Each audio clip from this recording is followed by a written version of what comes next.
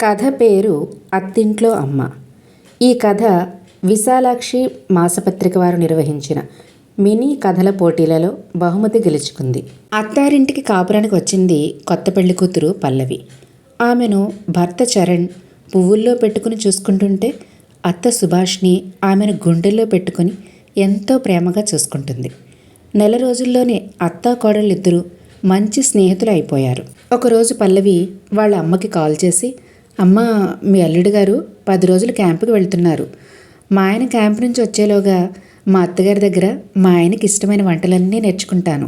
ఆవిడ వంట చేస్తే కరివేపాకు కూడా విడిచిపెట్టకుండా తింటాం, అంత కమ్మగా చేస్తారు అని ఎంతో హుషారుగా చెప్పింది. ఏంటే, మీ ఆయన క్యాంపుకి వెళ్తుంటే నీకు అక్కడేం పని? వెంటనే బయలుదేరి వచ్చాయి అంది పల్లవి తల్లి ప్రమీల. అలా వచ్చేస్తే బాగోదేమో అమ్మా. మా ఆయన ఊళ్ళో లేరు కదా, నేను మా పుట్టింటికి వెళ్ళిపోతాను అంటే ఏం బాగుంటుంది చెప్పు. మా అత్తగారు నన్ను చాలా ప్రేమగా చూసుకుంటున్నారు అంది. పెళ్ళైన కొత్తలో అత్త అమృతంలాగే అనిపిస్తుంది, రాను రాను తెలుస్తుంది ఆవిడ కాలకోట విషయం అని. మొన్నేగా నీకు పెళ్ళయింది, నెమ్మదిగా అన్నీ నీకు అనుభవమే తెలుస్తాయి కానీ మీ ఆయన వెళ్ళగానే బట్టలు సర్దుకుని వచ్చాయి అంది ప్రమీల.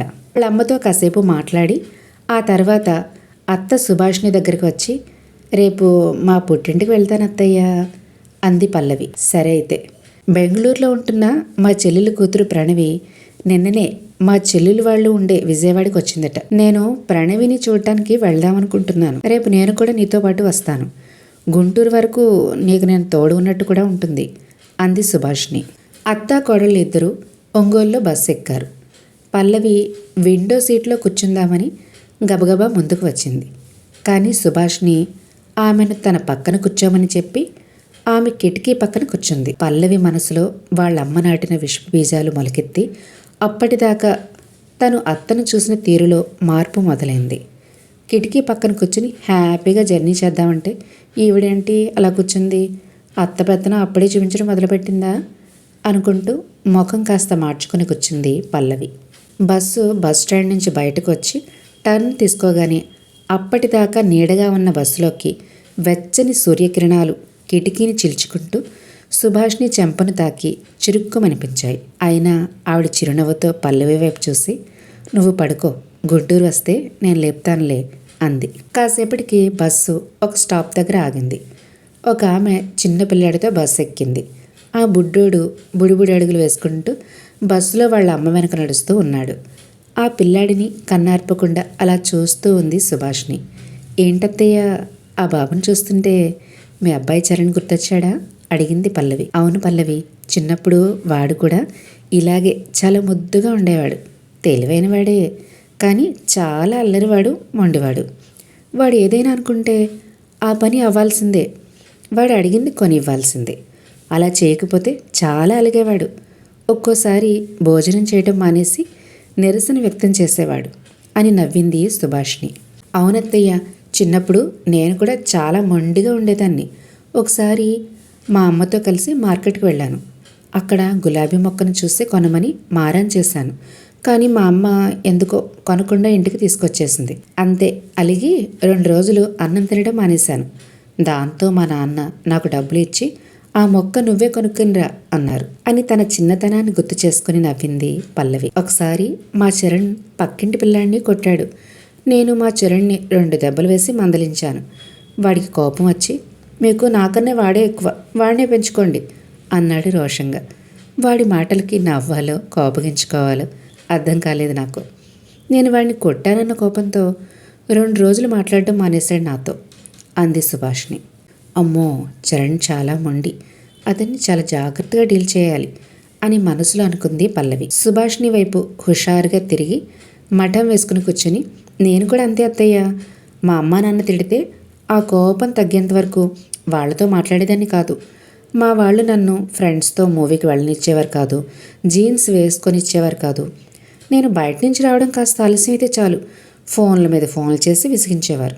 ఒక్కోసారి పిచ్చి కోపం వచ్చేది వాళ్ళ మీద. కానీ తర్వాత వాళ్ళు నా గురించే చెప్పారు కదా అని ఆలోచించి రియలైజ్ అయ్యేదాన్ని అంది పల్లవి. పల్లవి, నేను ఒకటి అడగనా? అడగండి అత్తయ్య. చిన్నప్పుడు మీ అమ్మా నాన్న నీకోసం ఎన్నో పనులు చేస్తూ ఉంటారు. అవి నీకు మంచి చేసేవే అయినా అందులో కొన్ని నీకు నచ్చనివి, నిన్ను బాధ పెట్టేవి కూడా ఉండి ఉంటాయి. అప్పుడు నీకు వాళ్ళ మీద విపరీతమైన కోపం వచ్చి ఉంటుంది. అలా కోపం వచ్చినప్పుడు ఎప్పుడైనా వాళ్ళకి దూరంగా ఎక్కడికైనా వెళ్ళిపోయి ఉండాలి అని నీకు అనిపించిందా? అడిగింది సుభాష్ని. లేదత్తయ్య, కోపం అయితే వచ్చేది, కానీ తర్వాత నా కోసమే చెప్పారు కదా అని కూల్ అయ్యేదాన్ని. అంతేగాని వాళ్లకు దూరంగా వెళ్ళిపోవాలని కల్లో కూడా అనుకోలేదు, చెప్పింది పల్లవి. నువ్వే కాదు పల్లవి, పిల్లలందరూ అంతే. తల్లిదండ్రుల మీద కోపం వస్తే వాళ్ళకు దూరంగా వెళ్ళిపోవాలి అనుకోరు. ఎందుకంటే వాళ్ళు నా వాళ్ళు, నాకు ఈ ప్రపంచంలో వాళ్ళు తప్ప ఎవరు ఎక్కువ కాదు అనుకుంటారు కాబట్టి. కానీ ఒక అమ్మాయికి పెళ్ళయ్యి అత్తింటికి వచ్చాక అత్తామామలు ఆమెను ఎంత బాగా చూసుకున్నా ఏదో ఒక సందర్భంలో ఒక మాట అంటే మాత్రం అస్సలు సహించలేదు. అది మనసులో పెట్టుకుని వాళ్ళ నుంచి దూరంగా వెళ్ళిపోవాలి అనుకుంటుంది. అమ్మా నాన్నతో అడ్జస్ట్ అయిన అమ్మాయి అత్తామామలతో ఎందుకు అడ్జస్ట్ కాలేదు? ఎందుకంటే ఆమె వాళ్ళని తనవారిగా అంగీకరించలేదు కాబట్టి. అత్తింట్లో భర్తను మాత్రమే తనకు సంబంధించిన వ్యక్తిగా చూస్తుంది. భర్త కోపంలో ఏమన్నా ఏం చేసినా ఆమె సహిస్తుంది, అతన్ని క్షమించేస్తుంది. కానీ అత్తామామలు చిన్న మాట అన్నా దాన్ని భూతద్దంలో పెట్టి చూస్తుంది. బర్త్ సర్టిఫికేట్స్, బైక్, వాచ్, ఇలా అతనికి సంబంధించిన ప్రతిదాన్ని ఆమె ప్రేమిస్తుంది. కానీ అతను ఎంతగానో ప్రేమించే అతని అమ్మా నాన్నలను మాత్రం ఆమె ప్రేమించలేదు. భర్తని, అత్తామామల్ని విడదీసి చూస్తుంది. ఆడపిల్ల పెళ్ళయి అత్తింటికి వచ్చినా ఆమెకు తన పుట్టింటి మీద మమకారం తగ్గదు. నిజానికి ఆ ప్రేమ మునిపటి కన్నా రెట్టింపు అవుతుంది. కానీ అత్తింట్లో చిన్న చిన్న విషయాలకు అడ్జస్ట్ కాలేక తన భర్తను అతని అమ్మా నాన్నల నుంచి విడదీయాలని చూస్తుంది. వేరు కాపురానికి ప్లాన్ చేస్తుంది. ఇది కరెక్టేనా? అడిగింది సుభాష్ని. కరెక్ట్ కాదు అన్నట్టుగా తల అడ్డంగా ఊపింది పల్లవి. నేనిప్పుడు విజయవాడ వెళ్ళటానికి కారణం ఎవరో తెలుసా? మా చెల్లెలి కూతురు ప్రణవి అత్తగారు సులోచన నాకు బాగా తెలుసు. ఆమె నేను ఒకే కాలేజీలో చదువుకున్నాం. సులోచన చాలా మంచిది, చాలా క్రమశిక్షణ గల మనిషి. తన కుటుంబం కూడా అలా క్రమశిక్షణలో మెలగాలి అనుకుంటుంది.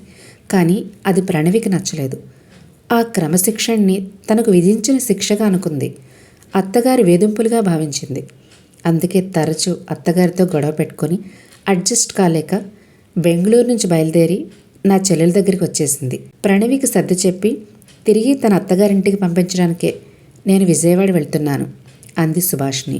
వీళ్ళిద్దరూ మాటల్లో ఉండగానే గుంటూరు వచ్చింది. బ్యాగ్ తీసుకుని బస్సు దిగి వస్తానత్తయ్య అని చెప్పి ఆలోచిస్తూ ముందుకు నడుస్తూ ఉంది పల్లవి. మీ ఆయన క్యాంపుకి వెళ్తే మీ అత్తింట్లో నీకేం పని? వెంటనే బయలుదేరి వచ్చాయి అన్న వాళ్ళ అమ్మ మాటలు గుర్తుకు వచ్చాయి. తన అత్తగారు మీ అత్తిల్లంటే అది నీ ఇల్లు, నీ సొంతం, నీ బాధ్యత అని చెబుతుంటే వాళ్ళ అమ్మ మాత్రం నీ భర్త మాత్రమే నీ సొంతం, మిగతా వాళ్ళందరూ పరాయి వాళ్ళు అని చెప్పినట్టుగా అనిపించింది పల్లవికి. ఇప్పుడు వాళ్ళ అమ్మ తనకి అత్తలాగా, తన అత్త అమ్మలాగా అనిపించింది. అమ్మ మాటలు విని తప్పు చేస్తున్నానా అన్న గిల్టీ ఫీలింగ్ కలిగింది పల్లవికి. వెంటనే వెనక్కి తిరిగి పరుగులాంటి నడకతో సుభాష్ని ఉన్న బస్సు దగ్గరికి వచ్చింది. అప్పటికే బస్సు కదులుతూ ఉంది. పల్లవి పరుగెత్తుకుని రావటం చూసి బస్సు ఆపమని చెప్పింది సుభాష్ని. బస్సు ఎంట్రన్స్ దగ్గరికి వెళ్ళి పల్లవి చేతిలో బ్యాగ్ అందుకుని అదేంటి వచ్చేసావు అన్నట్టుగా చూసింది సుభాష్ని. పల్లవి బస్సులోనికి వస్తూ నేను బయలుదేరే ముందు వస్తున్నానని మా అమ్మకి కాల్ చేసి చెప్పలేదు. గుంటూరులో దిగాక కాల్ చేసి వాళ్ళని సర్ప్రైజ్ చేద్దామనుకున్నా. తీరా ఇప్పుడు కాల్ చేస్తే అమ్మ వాళ్ళు ఊర్లో లేరట. పక్కూర్లో ఉంటున్న మా పిన్ని వాళ్ళ దగ్గరికి వెళ్ళారట. వాళ్ళు లేనప్పుడు ఇంక నాకు అక్కడ ఏం పని, అందుకే వచ్చేసాను అత్తయ్య అని అబద్ధం చెప్పింది పల్లవి. సరే పద అని తన సీటు దగ్గరికి వచ్చింది సుభాష్ని. పల్లవి సుభాష్ని కాస్త పక్కకు జరిపి వేగంగా వచ్చి విండో సీట్లో కూర్చుంది. బస్సు స్టాండ్లో నుంచి బయటకు వచ్చాక సూర్యకిరణాలు పల్లవి ముఖాన్ని వెచ్చగా తాకాయి. కానీ ఇప్పుడు ఆ వెచ్చదనం కూడా ఆమెకు హాయిగానే అనిపించింది. పల్లవి వైపు చూసి నవ్వి ఆమెను తన వడిలో పడుకోబెట్టుకొని ప్రేమగా తలనిమిరింది పల్లవి అత్తమ్మ సుభాష్ని.